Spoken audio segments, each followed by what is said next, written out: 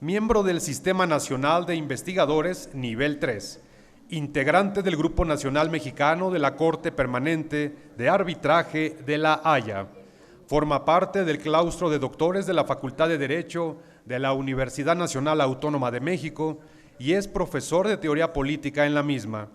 Entre sus libros se encuentran El Poder Ejecutivo en la Constitución Mexicana, Del Metaconstitucionalismo a la Constelación de Autonomías, en 2017, Estado laico en un país religioso, Encuesta Nacional de Religión, Secularización y Laicidad, en coautoría con Paulina Barrera y Saúl Espino, UNAM, 2015, La República Laica y sus Libertades, las reformas a los artículos 24 y 40 constitucionales, UNAM, 2015, Derechos Humanos y Restricciones, Los Dilemas de la Justicia, en coautoría con Luis Daniel Vázquez y Alejandra Medina Mora, Porrúa, 2015, Derecho y Poder, Derechos y Garantías, Fontamara, 2013, Crítica de la Mano Dura, Cómo enfrentar la violencia y preservar nuestras libertades, Océano, 2012, El derecho a la libertad de expresión frente al derecho a la no discriminación, en coautoría con Rodrigo Gutiérrez, UNAM, 2003, La mecánica del cambio político, en coautoría con Ricardo Becerra y José Woldenberg Arena 2000, entre otros. Hoy nos hablará de las 5 reflexiones sobre la ley de amnistía. Recibimos con un fuerte aplauso al doctor Pedro Salazar Ugarte.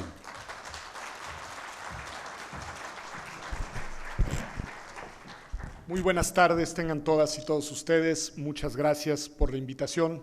En verdad, Magistrado La Peña, muchas gracias por invitarme, por tomarme en cuenta y por considerarme para hablar además de un tema que no es propiamente, digamos, la temática medular de este encuentro. Yo no soy experto en derecho laboral y agradezco mucho haber llegado a tiempo para escuchar todo el panel anterior, porque en verdad, lo digo en serio, me ha resultado muy ilustrativo.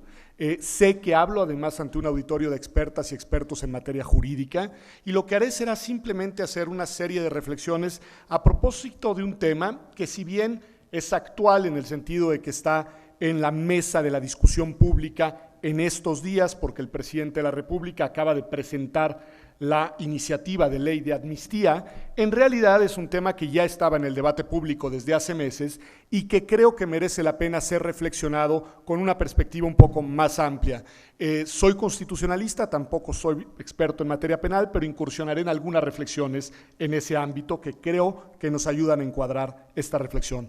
Lo otro que prometo es que seré muy breve, porque tengo que salir hacia la Ciudad de México con un poco de ajuste de tiempo, entonces lo que diga lo diré con mucho gusto y les prometo que con mucha brevedad. Permítanme dejar nada más un recordatorio a todas y a todos, digamos, de 2 reflexiones, una histórica y una reciente, a propósito de la relevancia de eso que en el mundo anglosajón se llama habeas corpus y que nosotros conocemos pues, como amparo, digamos, en nuestra tradición mexicana, y que para mí constituye el eje medular, la razón de ser de un Estado constitucional. Para mí ahí está el corazón y no digo nada que no sepamos todas y todos, pero los expertos en estas lides suelen citar el famoso artículo 39, como lo haré yo, de la Carta Magna de 1215, para decirnos en dónde nace el Estado constitucional. Y ese artículo decía simple y sencillamente: ningún hombre libre podrá ser detenido o encarcelado o privado de sus derechos o de sus bienes, ni puesto fuera de la ley, ni desterrado o privado de su rango de cualquier otra forma, ni usaremos de la fuerza contra él, ni enviaremos a otros que lo hagan, sino en virtud de sentencia judicial de sus pares. Una cuestión muy concreta, que al final es el corazón del habeas corpus, que si lo vemos en clave contemporánea, y leemos a la Comisión Interamericana de los Derechos Humanos, tenemos pues la siguiente reflexión, que no es más que una actualización de eso varios siglos después. El sistema procesal penal en una sociedad democrática se funda en la primacía de la dignidad de la persona, la garantía de la libertad personal, el derecho al debido proceso y la presunción de inocencia, lo que se traduce en el derecho de toda persona a permanecer en libertad durante el proceso penal. Déjenme dejar ahí estas 2 piezas para ahora hacer una muy breve reflexión de qué creo que debería de provocar en todas y todos nosotros la discusión que se genera ahora a propósito de la ley de amnistía. En primer lugar, yo diría que el ánimo que está detrás de esta pieza legislativa debe saludarse de manera positiva. Si uno lee, como lo he hecho de nuevo y en la mañana, lo había hecho desde el día de ayer, la exposición de motivos de la iniciativa presidencial, uno encuentra que hay un ánimo de resarcimiento de injusticias ahí en donde se han cometido. La ley de amnistía que ha propuesto el presidente está destinada sobre todo a 3 grupos de personas, lo dice con mucha claridad, que son a las personas jóvenes, a las personas miembros de comunidades indígenas y a las mujeres. Y la manera en la que sustenta las razones de por qué estas serán las principales personas eventualmente beneficiadas por esta figura jurídica es que todos los índices y todos los datos, el presidente cita al INEGI, nos demuestran que son las personas más vulnerables frente a los excesos, abusos o injusticias cometidas por nuestro lamentablemente muy defectuoso, todos lo sabemos, aparato de justicia penal. Estoy reflexionando a nivel federal, no estoy reflexionando a nivel local, porque la ley, esa es una cosa que diré, tiene esa naturaleza. Lo segundo que nos dice la ley de amnistía es que en realidad pues está orientado a amnistiar, dice el presidente de la República, a aliviar aquellos excesos, esa es la palabra que utiliza, que han sufrido las personas que no han tenido acceso a una justicia pronta y expedita como lo establece la Constitución. Ese es el fraseo del presidente y entonces va diseccionando supuestos en los cuales esta amnistía puede aplicar. Como sabemos, uno de los que dice es que no haya reincidencia, tienen que ser personas que estén en su primer proceso o con una sentencia, no con más. 2, que no haya violencia en la comisión del delito.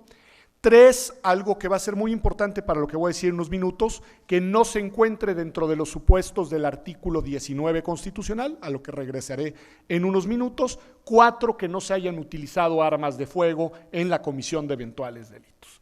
¿Quién va a aplicar esta ley? Para el ámbito federal, la Fiscalía General de la República, a petición directamente de la parte afectada o de sus familiares. Y ahí se hará una ponderación, no es en automático, de los méritos o deméritos de la solicitud, y si hay méritos, entonces se procederá a la amnistía. Primera cuestión que veo complicada, ya voy como he dicho que hay que celebrarla, creo que su ánimo es positivo. Pero segunda cuestión, es una ley de carácter federal. Acá el magistrado nos hacía una muy clara reflexión en materia laboral de las implicaciones que esto tiene en cuanto a distribución de materias.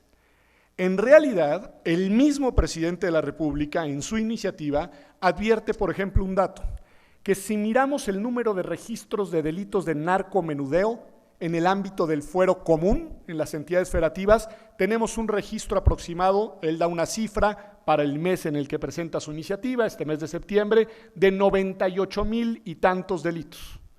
En cambio, si miremos cuántos hay en el fuero federal, no llegan a 1,100. Es decir, el conjunto de delitos que van a poderse ver eventualmente valorados en este esfuerzo legislativo es sumamente reducido. ¿Qué dice la ley para compensar el asunto? La ley lo que dice es que la Secretaría de Gobernación realizará las gestiones necesarias ante las legislaturas de las entidades federativas para intentar impulsar que las mismas aprueben en el ámbito de sus competencias y en el ámbito territorial de sus demarcaciones leyes de amnistía similares. Si el problema es que ahí se topa, y qué bueno que así sea, pues con la libre configuración legislativa, con la pluralidad política y con las particularidades de cada entidad federativa.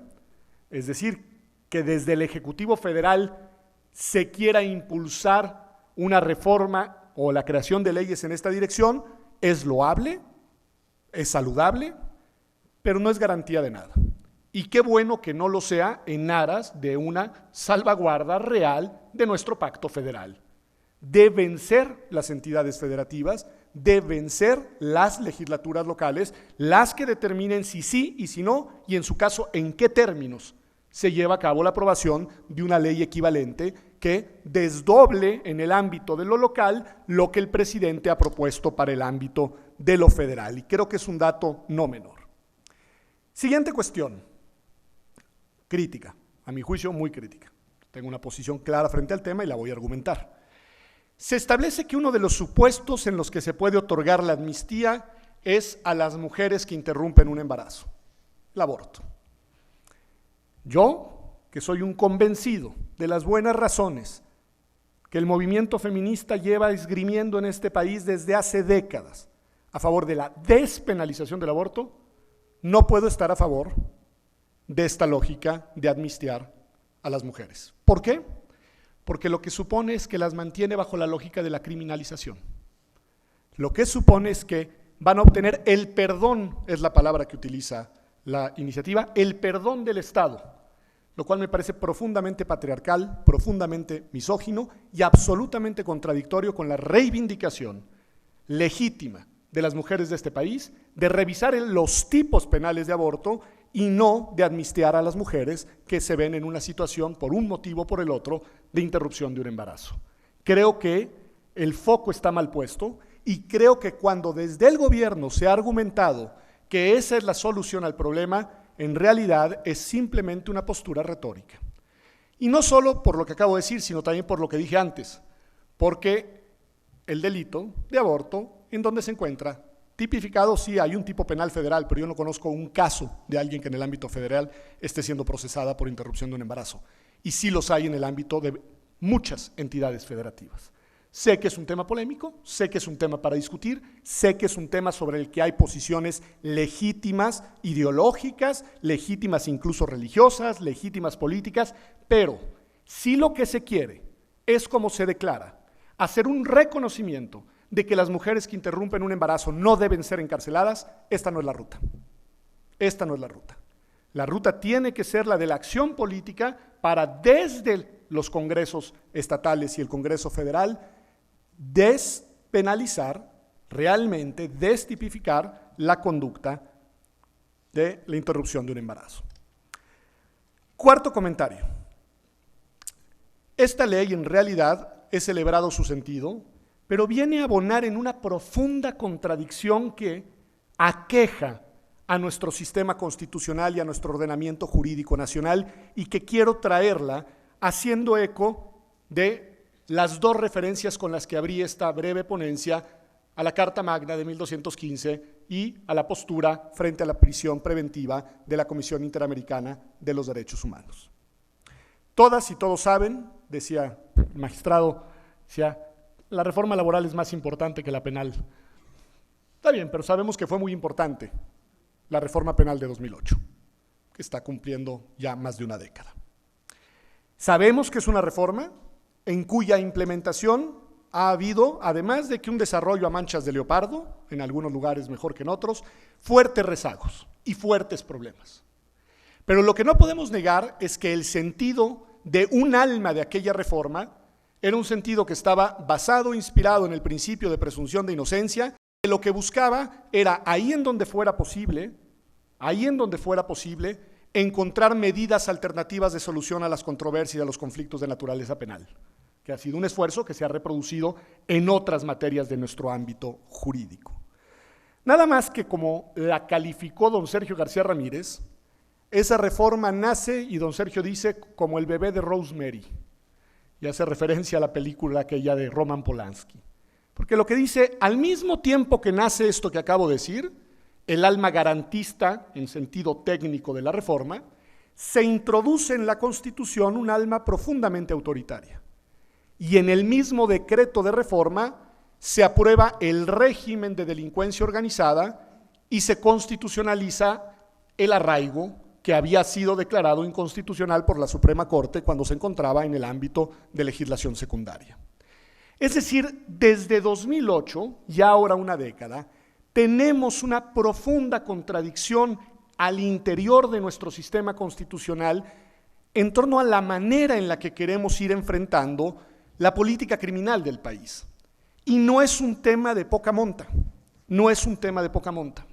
porque así como hoy tenemos una ley de amnistía que al menos en su discurso, en su retórica, en su orientación y en su simbolismo hace eco con aquella alma garantista, también tenemos una reforma de este mismo año al artículo 19 de la Constitución, en el que se amplió de manera, en verdad, notable, el catálogo de figuras que son susceptibles de prisión preventiva oficiosa.